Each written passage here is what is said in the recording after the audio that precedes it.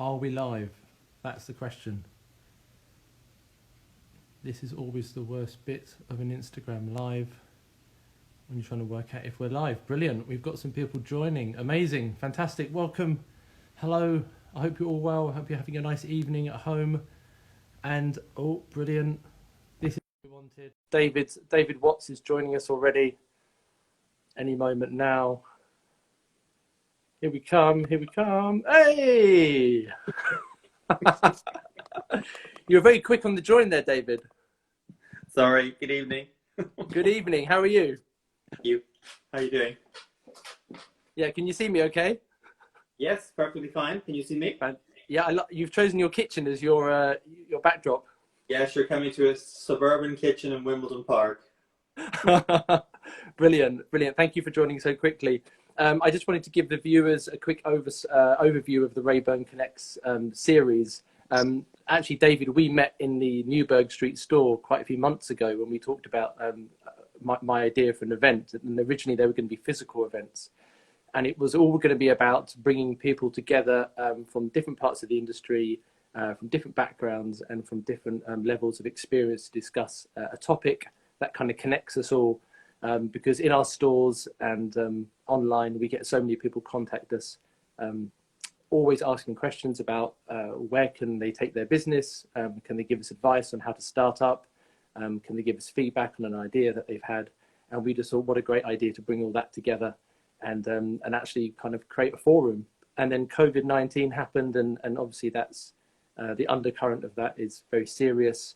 And we shouldn't forget about that in the conversation that we're about to have. But it kind of gave us an opportunity to take that idea digital, and here we are, episode 4. And thank you so much for being the guest and also talking about today's topic, which is strategy, which I think is something that is, even if you're an independent brand or you're a big brand or you're just a person, thinking about how you're taking your next steps in the world is a pretty serious question that you're asking yourself at the moment. And thank you so much for giving your valuable time and pearls of wisdom for this evening. So thank you. But I wanted to ask, how are you more than anything? I'm good, thank you. I suppose in my context, I'm very lucky that I have. We're working on quite a big project with a client in LA at the moment, and they're having a difficult time in California. As they are in America in general with everything, with lockdown, as everybody is, but they are particularly having a challenging time with it. But my clients, we're actually working on a big rebrand, both for the business and for the website. So it's actually quite exciting, because we're kind of looking forward and being excited and doing creative things and rebranding, and kind of it's kind of a nice analogy to, looking forward after the pandemic, but also having a nice project to be working on, keeping us distracted and doing creative things at the same time. So it's actually good. I'm having, I think like everybody personally, I'm having good weeks and maybe not so good weeks. Sometimes you're very motivated, very focused, lots going on, wanting to catch up with everything online, whether it's YouTube or BBC iPlayer, which is one of my favorites, and actually, being very focused. And then other weeks, it's just not so great. You just think, I don't want to be asked. I don't want to look on social media. I don't want to see the news. I don't want to talk to anybody. Go away. Leave me alone. So I think we've all kind of gone through kind of a roller coaster of emotion. I don't think it's a bad thing, because I think that's human nature. So it's been an interesting 2.5 months. But it would be to move past it and get on with life. Yeah. I think Netflix has been absolutely destroyed in our house, but we seem to have cut out the news. We've had about 3 weeks now of not watching the news. So it's funny, the things that occasionally you just have to put down, and I have a little bit of a rain check on the situation, and I'll absolutely. I don't think I did exactly the same. I stopped watching any news bulletins, any news online. A lot of the feeds, even on Twitter, was kind of just replicating and repeating things that were in the news, because news by its very nature needs to be to get your attention, and that's usually shock factor, scare factor. And actually not looking at it for 3 weeks, it was amazing how you kind of the news still gets to you. You still get, even by osmosis, it just passes it, to you. but actually it's not a bad thing to switch it up, consciously switch it off, and not watch the constant news updates and the comparisons and the statistics, because you can't really do anything about them. And actually, it's, if you're kind of keeping your social distance, or you're in, you know, in an isolation or in lockdown, or just staying home, you know, a lot, which I have, it's not a bad thing to kind of be switched off from it for a while. So I don't think it's a bad thing at all. Yeah, I think it's pretty healthy, isn't it? So one of the things that we're going to do in this episode is try to work out, you know, what we've learned so far. And by no means are we even, you know, in a position, I think, to really give great analysis of this situation, but just because we're not through it yet. But I think we've learned things so far, and hopefully that this conversation for the people watching can be useful. And one thing we do encourage during these conversations is that it's a three-way dialogue. And the best episodes we've had so far have been the ones where people ask questions and they make comments, and we'll try to pin questions as they come through and try to refer to them and bring them up. So please, if you're watching at home, ask questions. You know, feel free to comment and you know, provoke and put us on the spot, and that would be wonderful if you could do that, because it makes it more interesting for us ultimately as well. But yeah, I thought that one of the first things I thought I'd ask you, David, is you know, at this early stages of what's been the impact of COVID around the world, who out there individually or from a company brand point of view, who's impressed you in the way that they've handled the situation? Well, one of the things that I came across was those, I think the little element of gimmick, but the whole Zoom video thing was the series that American Vogue, I think American Vogue started doing it. They were doing interviews with kind of fashion designers, and Anna Wintour, obviously of American Vogue, was introducing it. And then there was one particular, I think one of the first ones was Marc Jacobs being interviewed by Edward Enninful, the editor-in-chief of British Vogue. And I think for me, what was really interesting, and I would certainly recommend people to watch it, particularly if you run a fashion business or you run a creative business. I think from my point of view, what I found really interesting was it was a very honest and very candid view, his own personal view on what was happening in his business, in fashion, and what they were trying to think about going forward, and also what might happen. And obviously from the context of the editor of British Vogue was asking him, you know, are you making a collection? Are you going to have a show in September for obviously spring summer 21, the next season? You know, are you doing a pre-collection? So he was asking very specific, pertinent questions that are relevant to a lot of people in fashion. And he was being very honest. He said, well, I don't know. I don't know if we can do a show. Who's going to be traveling? Can you fly? Therefore, you know, would we want to actually have a show? Will we be able to travel even in September? And things like, you know, they don't have factories open because a lot of the product is done in Italy. And they were saying, you know, if we can't get mills to get textiles, if we can't get fabric, if we can't manufacturing to be produced, can we actually do a collection? His response was, no, they weren't doing it. Now, you know, it's very, given the scale and the size of his business, it's a very frank and open conversation, but also touches on a lot of very relevant and salient points that I think a lot of brands and businesses, particularly in fashion and textiles and creative, will be kind of facing. You know, should we, will we, can we, could we, you know, all those questions. And he gives a very, you know, a very frank and open view on what he thinks is going to happen with their business. And maybe it's time to, you know, rethink the master plan, rethink about what they should be doing, how they're going to do it, you know, how they're going to develop the seasons, etc. So I'd certainly recommend it, and I found it really, really interesting and very insightful. Yeah, it was very human, wasn't it? I mean, he was very honest. I don't know what's going to happen, and I like the frankness of that, because we don't know what's going to happen, and if we pretend we do, we're lying.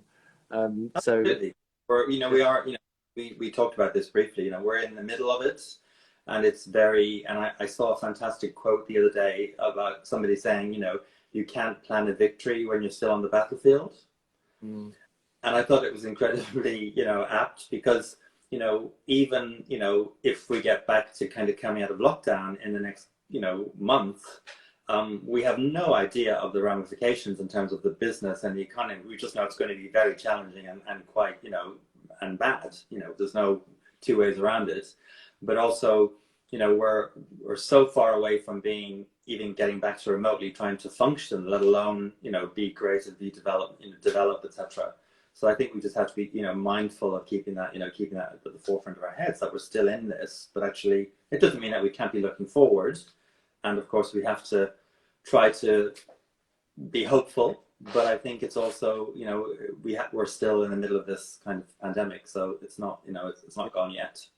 Yeah, absolutely. And actually on that point, David, actually it'd be great if you could give everybody a little bit of an overview of your experiences, because you've really been working with brands for so long now about looking forward and how to plan those next steps. So it'd be great for you to give a bit of an overview of where you've been career-wise and experience-wise. Okay, so it's all about me now, is it? No pressure. In a nutshell. No, but it's a fascinating story. So I hate talking about myself, but but I'll try. So my background primarily is in the fashion industry proper. A creative director, designer. I started as a women's wear, children's wear designer. I worked for big British textile companies, and I ran design teams and creative teams. So I did that for a number of years, and then I moved across from pure creative to the business, because I really got involved, I got involved in the development process, the merchandising process, working with a lot of private label brands in the UK, whereby you had to work with the merchandising teams, their creative teams, the marketing teams. So I discovered an interest in the business as well as, just creative. And I was very fortunate working for the company that I did. It was a very large textile group. We had manufacturing divisions, all over the world as well as all over the UK. So I spent months, in factories learning about knit textiles and also woven textiles, and really from fabric into the factory, through, design, lay planning, manufacturing, quality control, and products out the door, and it was fantastic training, the best possible training. I then moved across to consumer product licensing, because back then we were doing a lot of product with people like Disney and Hanna-Barbera and Turner and all those licensing brands when licensing was huge, like nightwear, leisure wear, t-shirts, streetwear, all that on-set and big film productions back then were huge licensing opportunities.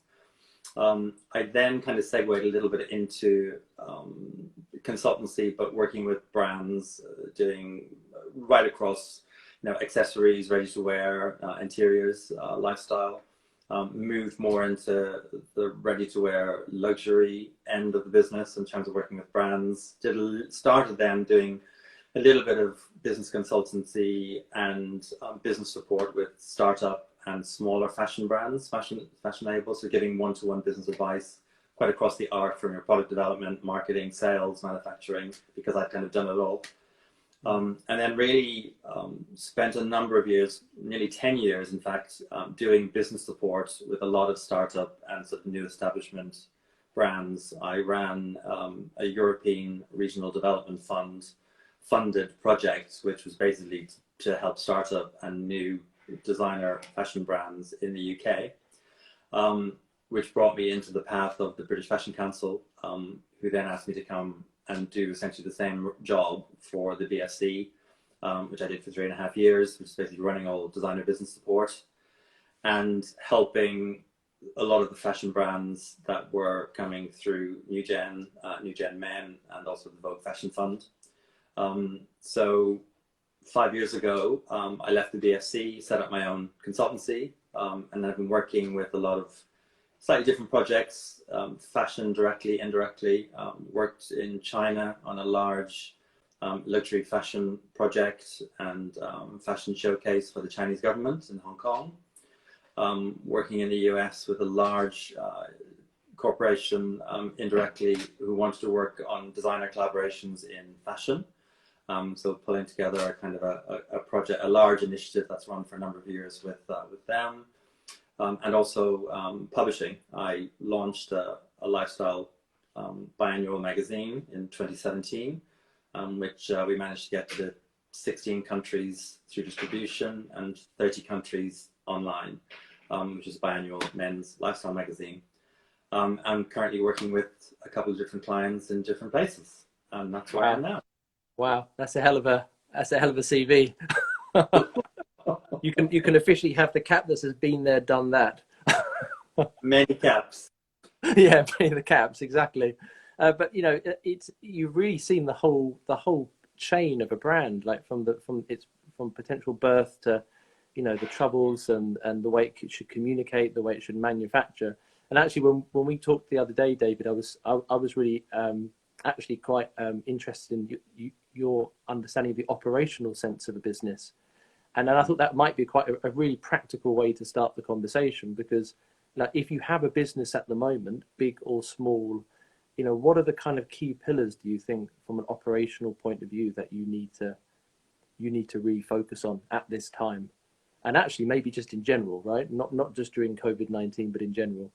Yeah, I mean, I think right now, a couple of things. I think everybody who runs a business, regardless of what size it is, should be really thinking long and hard about what it is they're actually doing. So kind of take stock in the general sense, but in a more literal sense, I think they should review their business plan. And people kind of roll their eyes and go, "Oh, business plan, scary." But you know, your business plan is really, you know, what it is you're actually doing, what your business produces, you know, what resource you need to deliver that product or that service. What are the people, you know, who are the people that you need to help you do that, and how much money, what's the cost of it? So I think it's never a wrong time to actually be having that conversation. I think you should be doing that anyway with regards to your business, but now is a really good time to really kind of go under the microscope at what your business is doing, because everybody's going to have to change the way they do business, because everything will have changed in the world. And it's not a bad thing to be kind of coming to grips with how you're going to do business going forward. And I think part of that is really reviewing, you know, whether from a more comprehensive or more general sense, you know, what it is you're actually doing, you know, if that's a product, how you're delivering that, how your raw materials are coming in, where your manufacturing is, the cost implication of that, and obviously your cash flow. Because I think one of the biggest things you have to think about is cash and surviving. You know, your business needs cash to survive, to pay people, you know, and whether that's looking at, you know, your operational situation, your outgoings, you know, how much money is going out, you know, when is money going to be coming in, dealing with how you're going to, you know, coping with how you're going to deal with the bank, you know, whether you have a relationship with a relationship manager at the bank, which is obviously, you know, more and more difficult these days. But, you know, it's still very much about understanding where your business is kind of currently at. And also, you know, I think one of the biggest things is not to panic, because we're very prone to, you know, knee-jerk reactions, panicking, you know, slash and burning because people are worried about cash and money, you know, which is absolutely the case. You know, you should be concerned about it, but knee-jerk reacting is really, really tricky. And you know, it's the one thing I would say to people: do not panic. You know, sit down with a blank sheet of paper, and whether that's writing down your concerns or your worries, even just to get them out of your head, isn't a bad thing to do, isn't a bad practice, but really not panic. So there are a couple of things that I would kind of suggest doing right off the bat. And that's also, you know, it's quite challenging, but also I think it's a good way of sort of looking forward. And out of that may come sort of opportunities to be a little more creative, or maybe thinking about more research and development and creativity that you want to incorporate into your business as you move forward. So out of that sort of evaluating what you're currently doing, I think could be good for helping you kind of develop what you're going to be doing going forward. It's interesting you talk about bank managers, because I don't think anyone would know who their bank manager is. But that could be a useful ally at this period. Yes, indeed. And, you know, there's no doubt that it's very difficult in terms of having communication with your bank. I mean, I know I spent 40 minutes on hold last week trying to get through to my bank. So I know that's very difficult. But I think also, depending on the scale of your business and the size of your business, you really should be having an ongoing dialogue and relationship with your bank or somebody at your bank, because it's going to be imperative that you're going to need help, and not just the short-term help, but how you're going to grow out of this or build out of this situation, and really being in tune and having whoever that you deal with at the bank understanding your predicament, even if that's just conversations that are on file on paper. It's just the dialogue, so you're just not a stranger or a number to the bank. I think that really helps. Yeah, I think that's actually just sound advice in general, isn't it, for having a business? You should know the people who are in a sense who are funding you or can support you during this period, and build that relationship. And that's just sound advice, isn't it? It is, but you would be surprised many people don't have any communication with their bank until they have a problem. And one of the things, and we've touched on this, one of the things that I used to do, particularly at the British Fashion Council, was in part of, in our one-to-one, with businesses that I worked with kind of very closely, we had a specific program of how we were working with the bank. And that was involving, direct conversations with a bank manager or a relationship manager or whomever was actually, directly in communication with us, but also, giving the bank a monthly update and a quarterly update on what we were doing, how we were doing it, how our cash flow was. Because most people, particularly within fashion and creative, and you'll know from the sharp end, that a lot of people will go to the bank when they've got a problem. Oh, we've got a big order. Should be so lucky in the current climate, but we've got an order, we've got to buy raw materials, we've got to pay our manufacturing bill. I'm 20 grand short, I'm 30, I need 50,000 pounds, I'm, whatever the amount is, and they ring up the bank and go, I need a loan. And the bank manager goes, or the bank, the people at the bank go, who are you? Because there's no relationship, whereby even on file to have, documented relations, cash flow, information that the bank, because it's very easy for the bank to be able to pick up that information. For businesses, it's more challenging to get that sorted, to get cash flow, to get information to the bank. It's just practice and habit, but it can totally change the way your relationship with the bank plays out when you need help. And at times like this, and times going forward, everybody's going to need help from the bank. So it's one of those things. It's just good business practice to have good dialogue with your bank. Yeah, I think you'd stick out like a sore thumb if you decided to pick up the phone and be nice to your bank manager when you didn't need something.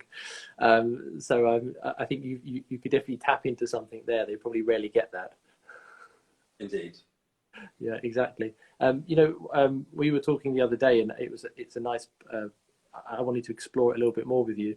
What do you think the impact will be on the situation? I know it's a very broad question, but how do you think big businesses will be affected versus mid-tier and small businesses, and mainly in the fashion business? So you kind of think your luxury world and your high street, and then your small independent brands. And I work at RÆBURN, obviously, and we're a small independent brand. We've been around for 10 years, over 10 years now, but we're still a very small, nimble. We like to think nimble, agile brand. But how do you think this situation is going to affect those different tiers? Well, I mean, I don't have that crystal ball, unfortunately, but I think I do think, don't quote me on this, I do think that fashion is going to polarize much more going forward. And I think you coined it when you said sort of David and Goliath, because the luxury groups, the Kering, LVMH, Richemont, are going to be, they still have very pockets, and they have a lot of brands and a lot of resource. The smaller, more nimble brands have always had to think quickly, think on their feet, be a little bit more, ducking and diving in a good way. And that's never a bad thing. I think personally the market is going to polarize hugely, because the big luxury brands are going to have so much control. And because of the nature, and of course, that fashion retail has gone through an horrendous time in the last couple of years. So, and department stores are crumbling, which was the bedrock of fashion.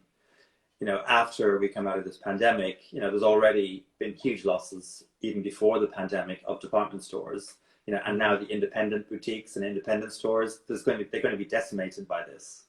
So the market's going to shrink hugely in terms of fashion retail and floor space. So a lot of brands are going to be vying for the same space and the same retail hanging space, firstly.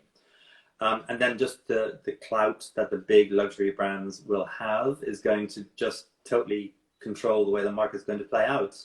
Because also bearing in mind, a lot of the retailers, even whether they're online retailers like the Net-a-Porter or the Matches Fashion, or even the big department stores like the Selfridges and the Harvey Nichols, they're going to want to be incredibly cautious that the brands they're working with are going to be able to deliver the product, because they're also recovering. So there's going to be a lot of very nervous buyers and buying directors, in the food chain. So I think that's going to polarize even more so going forward. I think, regrettably, the middle market is going to be decimated. I think that a lot of those brands are going to be, the high street brands are going to be wiped out. I think because anything middle market that's of a smaller scale, and I think the big brands, the big chains, whether it's Zara or, will obviously survive because they're huge and they're very significant. And they have very deep pockets. But I think a lot of the brands, we've seen brands like Oasis and Warehouse and, fall by the wayside. And even not, big, not just, middle brands. I think this week, Diane von Furstenberg, their UK business has gone into administration. They've just closed their Bruton Street boutique in Mayfair, and the business has gone into administration in the UK. Their American business is still, going, but it is just the start. And again, not to be gloom and doom, but I think brands are going to have to be very, very clever about where they go and what they do next. But it's going to be very tough because the big boys are going to have more control, and that's unfortunately the situation. Yeah, I think that's where that kind of instinctive comment I made the other day about David and Goliath. It's almost like we're going to have, you're right, the kind of the mega brands in a sense that are going to get stronger and maybe buy up the weak or consolidate their power. But then you're also going to have the nimble, robust, agile brands that can kind of move with the times very quickly and can harness technologies that they have around them. And it was really interesting to see that, Instagram and Facebook are making the idea of having a shop through their service accessible and having no commission. So the idea that you can be a small business and you can set up shop on Instagram and you don't have to pay them commission, but you'll probably spend money on advertising. It's very clever, but suddenly more than ever, you've got all these tools around you as a small business or a creative to sell your product or sell your idea. And absolutely. And, isn't it also a genius time to be reviewing how you do sell direct to consumer and how you do e-commerce? Because, bearing in mind, things, this isn't new ground. We've had, something like Etsy, which has kind of always been a bit poo-pooed and is a bit crafty, but sort of Etsy online and eBay online has been in this for years, and people have been very successful businesses selling direct to consumer. But in some respects, it's slightly poo-pooed and slightly not as glamorous, and even Amazon, if you think about what Amazon are doing and what Amazon are trying to do with luxury fashion, Amazon just have so much power, so much clout, even just, going, if you just troll through the product as a pure product offering and not, inverted commas, a fashion offering, the numbers must run into hundreds of millions that run through Amazon.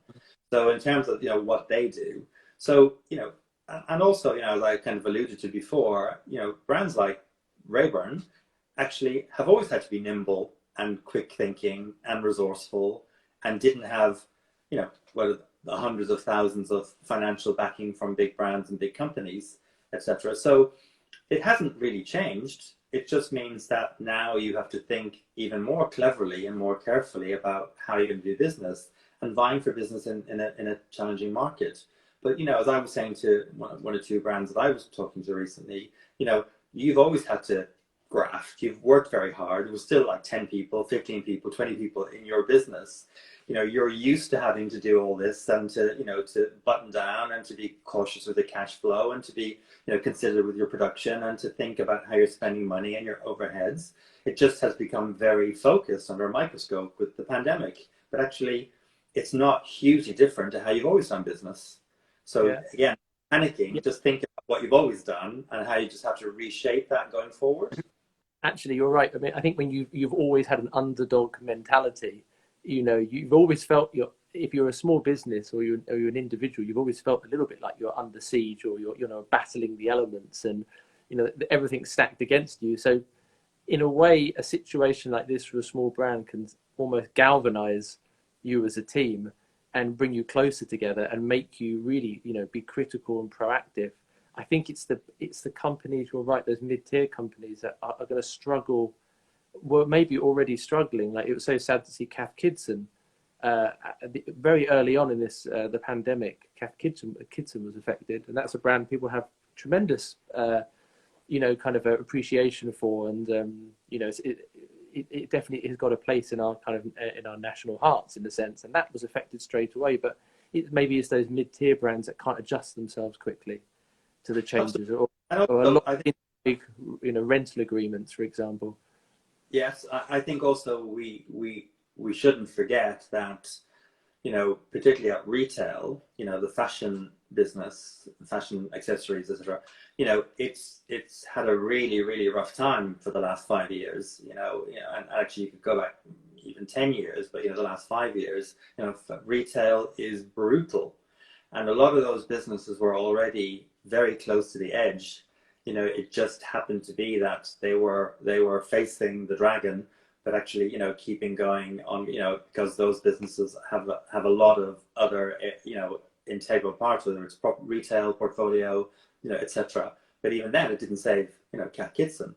So it also, I think, what really the pandemic has done is just, in very, very, very, very short time, has just completely finish off, any hope or any kind of lifelines that those businesses that were already struggling or were really suffering. And it just, I think that will just carry on, particularly in that section, as I said, the more middle markets. Yeah, we've had some really great kind of questions coming in that I wanted to refer to, and I'm going to pronounce this name wrong, so I'm so sorry. Tonali, she says, I think it's time to focus in creativity because it's time for small brands and I think depend on stores that really has the global domain. Try to be strong and think what we can do, and we can create new shops. So that's quite an interesting point about, if you do have a store, or you're thinking of opening a store, maybe you're pausing at this time because of what's happening, but if you are thinking of opening a retail space, what do you think that experience for your consumer needs to be now, rather than just the classic rails with product on? What else does a store need to be? Well, I think that's actually a very large question, because again, retail, brick and mortar retail has been going through a very difficult, challenging time. Really, and in some ways, it's been slightly misrepresented. In my opinion, it's been slightly misrepresented because everybody blames e-commerce and online retail for destroying, fashion retail and brick and mortar. But if you look at the numbers, e-commerce still only accounts for up to 30% of all fashion retail. So that means 70% of fashion is still bought by people going into shops, and it is an enormous amount of the industry, and it's a huge way people shop. I think what has happened with regards to retail is that retailers just got lazy, and got complacent, and a little bit of that kind of everybody's doing what everybody else is doing. People are buying the brands and having the business that, buying fashion, particularly with fashion, that, lots of retailers have, lots of independents have. So the newness factor, the interest, engagement has kind of gone out of fashion in a lot of ways. And in real terms, it's, part of the challenge is why do you want to spend time walking around a retail store looking at products that you can see anywhere and everywhere? So, why would you want to go into a store? Which is why, the beauty industry has really capitalized on developing the experiential. I think that is still fundamentally a cornerstone of how retail is going to change. And I don't mean just sticking a digital screen on the wall or having a novelty. I mean a genuine experience. And that may mean less and less product, but more and more experience. And it's, it's a very interesting, when you talk about experience, I was pitching ideas on experiential retail not so long ago to a client in Germany. And actually I was talking about IKEA as an interesting example. They did what I consider to be a fantastic experiential product whereby they, through their online channels, and I don't know whether it was Instagram, but they basically created a slumber party event, and they invited 100 of their customers to essentially what was a warehouse that they fitted out as a big slumber party, dorm room, bedroom scenario. And part of the experience was you could pick, obviously it was all IKEA product, but you could pick your bed, you could pick the mattress, you could select all your bedding, all your pillows, all your duvets, and then they essentially had a slumber party. And then, not in addition to kind of going through the night and having a slumber party, they also, in the course of that event, they had sleep experts. So people had sleeping problems, or comfort problems or posture problems. They had like physios and anybody in relation to your body, your sleeping, your experience. And obviously they had tablets whereby you could look at IKEA product and you could then select what bedding you wanted. So you obviously did all that through the tablets. Now I think that was a stroke of genius, because not only are you then engaging with your actual consumer who's a fan, but you're giving them an experience that they're going to talk about with their friends for how long. They're buying into the brand, they're seeing the products. So you're doing we're talking about as well. You're ticking all the marketing boxes, all the PR boxes in the context of, but not giving them a brochure, not giving them, you're not having them walk around the store. You're actually giving them an hilarious, fun experience, but also discovering a product. I never knew IKEA did so-and-so. Oh my God, this bed is so comfortable. I didn't know you could do this. Genius. And therein, that's just one example, but you have to be so much cleverer. And obviously IKEA on the scale they're at, but even as a small brand, you have to just think a bit more cleverly. I worked on the idea of a project with a small brand for Christmas. And basically what we ended up doing was we brought in, we created a space in their store which had 2 very comfortable high back wing armchairs and blankets and quite Christmas feel to it. But actually what we did it with virtual reality goggles. And when you basically put the goggles on, when you sat down, you were covered with a blanket, and then you put the goggles on, and you were taken to a Swiss chalet, and it was Christmas. So it was all, it was all the Christmas tree, the Christmas lights, the fire, and everything you could interact with in there was product in the store, and little stories and things popped up, and basically you went on a whole Christmas experience sitting in the chair within the store without having to browse the store. And the client went nuts. I mean, it was very successful, but to have a little space, a little area, because the cost of actually doing it at the store as a Christmas store was just too prohibitive. But the virtual reality, absolutely genius. And that can be applied to anything. So there are just 2 examples of experiences that totally transcend the expectation, and I think one, obviously with IKEA being a very expensive, costly exercise, but hugely valuable for them, for feedback, for marketing research, for driving customers.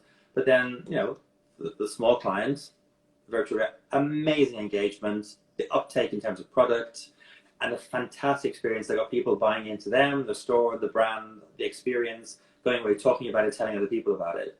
So different ends of the spectrum, but look at the experiences, and Yeah. still with a product or a service as a delivery point, but in a way that was just completely new. And that's what I think people have to do. You know, you've got to be new, creative, and think cleverly and be smarter. And it's easier said than done, but you've got to do that to survive. You're going to have to do that to survive. Everybody, all of us who have a business. Yeah, I think for the first few weeks of quarantine, when I personally had more time to stop and have a little bit more space in the day, I found that I was so much more creative, and I came up with new ideas. And actually, I think just allowing ourselves to have a period in the week or the day where we're allowed to stop and put down the phone, put down the emails, and actually we can come up with such great ideas. And it's when you're forced into this situation, it's incredible what you can come up with. But before this, we were all on the hamster wheel, and we were all just stuck in the motion. But actually, when you have the time to stop, I think you can come up with amazing ideas. And that's I think also a great lesson to take out of this is allowing yourself and your teams to come up with these ideas. And I think that's been the silver lining to this very dark cloud, is that we've all been given a little bit of time to self-reflect. And I think your advice, David, about not panicking and just taking that time is so key to how we're going to survive through this. I totally on board with that. And I think one of the things that's also important to stress is that, particularly for smaller businesses, one of the constant things that I've always heard, and I think to a certain degree I've experienced it myself, is kind of the 80-20 rule. If I'd known I was going to spend 80% of my time running the business and 20% of my time doing the thing I love doing, i.e. creative, would I have done this? Because most people, as you will discover, will find that it is the 80-20 rule. And actually now in the middle of this situation, it actually gives you some breathing space and some time to be able to spend more time being creative and thinking about whether it's the research, R&D, or whether it's, just personal growth or personal development or things that you wanted to do or projects you want to take on board within the business, or even just, spending time researching what other people have been doing, and we touched on this, I think there's so much going on. There is a little bit of content overload on digital at the moment. I think you have to be very careful to filter through and evaluate what you're seeing and what you're doing, and not rush to do something just because you think you should be. Again, spend some time carefully calculating, thinking through, planning what you should be doing, why you should be doing it, what's appropriate for your brand and your business, because one fit doesn't fit all. And actually, just as a segue to that, somebody has come. I can see a pinned. Well, question that was my next question about collaborations. Yeah, from I love this name, Brad to be back. How important do you think collaboration is for small brands? What advice would you give for brands new to this? I think that's a really, obviously in the context of what we're talking about in terms of, doing other things. Collaborations can be an incredibly useful project initiative to develop, to do with a brand for a smaller business. But once again, you have to be very careful and very mindful about why you're doing the collaboration and with whom you're doing the collaboration, because it can be a bit of a double-edged sword. My philosophy, and I've done a lot of projects and a lot of collaborations with designers, big, small, in between. It has to be mutually beneficial, and that can be understood in different ways. That can be about marketing, public relations, branding, brand building. It can also be financial. In an ideal world, it should be all of those things. But also, you have to ask the question, why are you doing the collaboration? And why does that person want to collaborate with you? What's the mutual benefit? A lot of bigger brands want to collaborate with newer, smaller, upcoming brands because they're sexy and exciting and new and funky and interesting, and have a new proposition, you know, a new creative proposition, and they want to be associated with that. You know, we all know, you know, that's why, you know, Puma and Adidas and Nike will want to collaborate with smaller designers and smaller brands because it's sexy and it's interesting and it's hot and new and it's great PR. Now, you have to be able to evaluate, and that's why I always say to people, especially smaller brands, you know, take advice, talk to people who've done it, understand the way, the structure of what the deals are, what the fees are, what you're getting paid, royalties. You know, so it can be a fantastic opportunity for a brand, but I would always say approach with caution, do your research, take lots of advice. Do not get carried away with the idea of doing it for a small fee because of who the brand is, because unfortunately some of those brands are not as scrupulous and they will take advantage of smaller designers and smaller brands who don't know any better. And lots of people have been stung by that. So yeah. I think it can be a fantastic thing, but you really have to understand why you're doing it, who you're doing it with, what the outcomes are, and what the longer term outcomes as well. Because doing a project with a brand now could also impact on doing it with a different company in the future. That may be a much more beneficial collaboration when you're more established, or when you're bigger, or when you're more profiled, or when you have more opportunities. And taking a longer term view can be sometimes very challenging for a smaller business. But again, it's important to understand that if you do it now, do a collaboration now with a brand and put a product in the marketplace, it's highly unlikely you can do the same product or the same collaboration with another brand. And it may be that when you're a slightly bigger business or a slightly more established business, that could be much more lucrative for you in the future. So again, taking advice, evaluating, that would be the first steps. Yeah, you've really got to plan ahead, haven't you? And you know, what you do today will impact what you could do or cannot do in the future. So it's really, really sound advice. And I know Sarah Moe is watching, and she just said, get a lawyer. Yeah, I think the thing is that it's not usually about legal. Yeah, you always should have somebody check any contract. That was another piece of advice. Any contract you sign, you should have legal advice somehow, some way. But again, with collaborations, it's usually about money, about fees, and about the rights. So, you know, there's a lot of things that you don't, you know, you as a smaller brand, you know, and I'm not saying this disrespectfully, but you won't know what you don't know. And therefore, ramifications of licensing and the deal and what those people will do with your intellectual property and your brand can be far reaching. And therefore, you just don't want to sign away the rights or, you know, your brand for somebody else to use, manipulate, because you may be signing things that says that they can do, you know, X, Y, and Z for marketing material, for public relations, for giving them a whole scope of use of your brand just for that product. But that could be huge, and you will get no financial, you know, compensation for that, no, you know, payments, you know. So you have to be really careful. That's the only thing I would say about it. Yeah. And as Sarah said, get a fashion lawyer, not a normal lawyer. So good advice. And we've got about 12 minutes left before Instagram Live cuts off, as we've all learned. We didn't know that. We know that now. We had a question earlier in the week from Tamara, and she said, what do you think the soft and hard skills companies will be looking for when hiring new staff?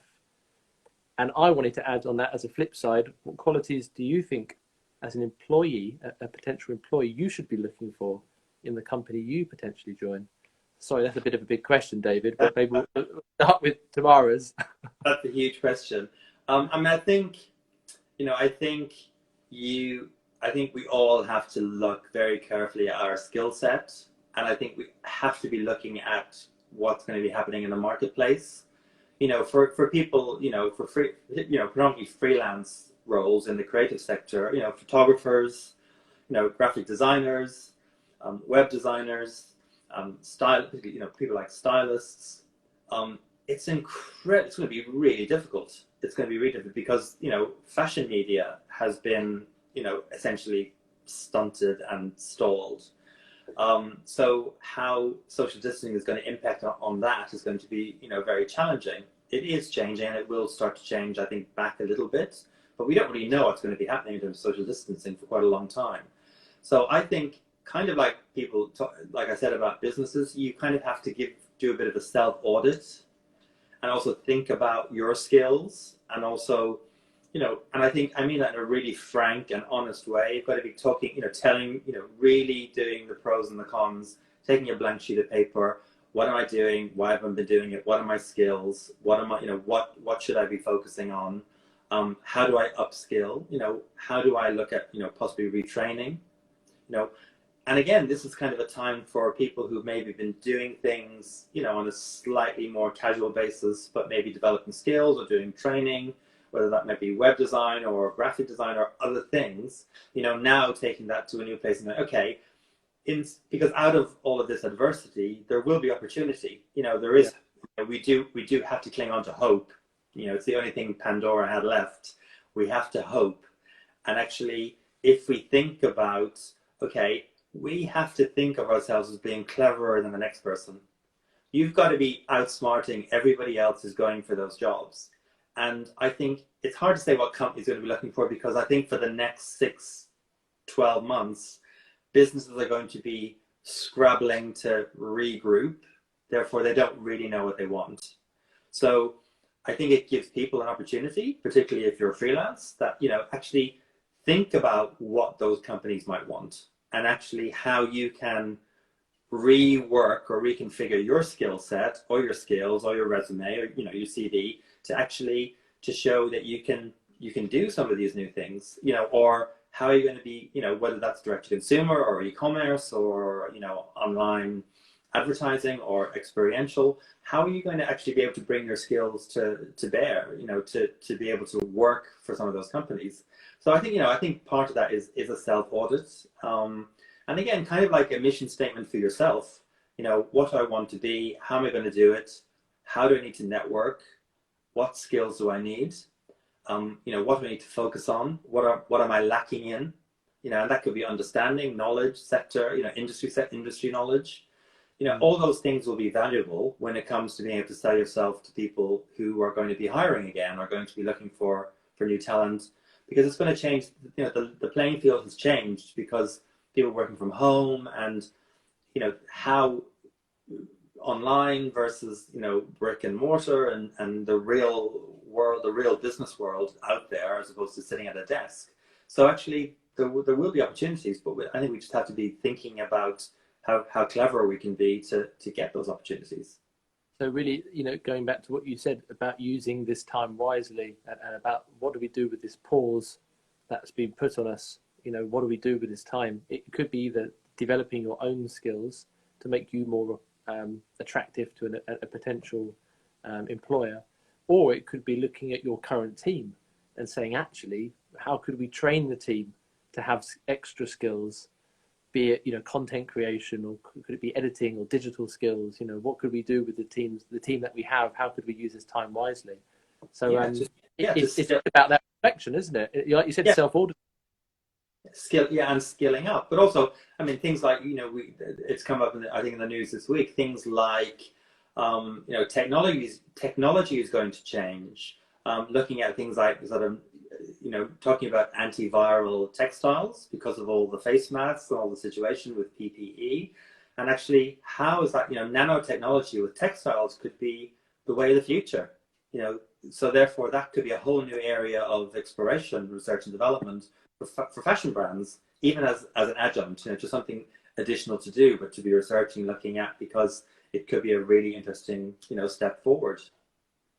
Yeah, brilliant. Well, I think what we'll try to do after this, David, is if you've got any extra, and actually one of my questions was, do we feel that the guidance and the information is out there for individuals and small brands?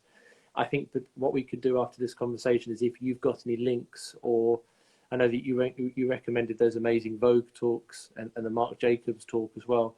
We'll try to put the links to those in the comments of the RÆBURN Connects post, so anyone watching can pick those up as well. Because one of the big takeaways that we hope people get from these conversations is that it's an information channel, and this will be uploaded to our Instagram TV, so it will be accessible after the talk as well. So we'll try to add some links and some extra comments in there as well. But we're nearly at cut-off point. So instead of getting to that point and rushing the conversation and it being awkward, I just wanted to say a really big thank you for your time, David. And people pay you a lot of money for your for your guidance. So really fascinating and that. What are you working on next? What have you got? Any projects coming up or anything that we need to know about? Well, first, thank you for inviting me to come on to RÆBURN Connect. I've known Christopher Rayburn since the first day he was setting up his business, so I've been there 10 years since. So it's very cool to sit and talk with you in this context, and I hope there was some useful tidbits or pieces of advice that we gave out. I'm hoping to re-energize a project that I was about to kick off on with a client in Paris, but of course everything came to a standstill. Looking at developing a beauty line for a big fashion brand in Paris, grooming and beauty. So it could be hugely exciting, particularly in the changing climate, but also the new climate and the new market. Particularly with e-commerce, direct to consumer, with beauty and grooming products. So I'm hoping that's going to kick off when we can come out of lockdown, and a few other projects in the pipeline. So yes, it's looking forward and being ever hopeful. And enjoying the pause. Indeed. Okay, David, thank you so much. And thank you to everyone who tuned in tonight and for some amazing questions. And if we didn't answer your question, please feel free to put it in the comments section below the RÆBURN Connects post, and we will come back to you. And feel free to DM us in private. And the idea with these events is we hope in the future, when things are comfortable and everyone feels safe, is that we're going to have these as physical events at the lab in Hackney, at the RÆBURN lab. And maybe, David, we can invite you down for one of those nights, and we can have a live audience, and we can see what we can do, and we can see where we can take the idea. So with alcohol. Oh yeah, well, you haven't had any alcohol tonight, David. You've been very, very restrained. I've been very good, yes, but yes, with alcohol. Doing it in life would be fantastic. I look forward to that, and would love to come along when things are getting back to normal. Brilliant. Okay, well, in the meantime, stay safe, stay well, and thank you very much. Thank you, Jolyon. Take care. Bye, guys. Thank you so much. Good night. Bye, everybody.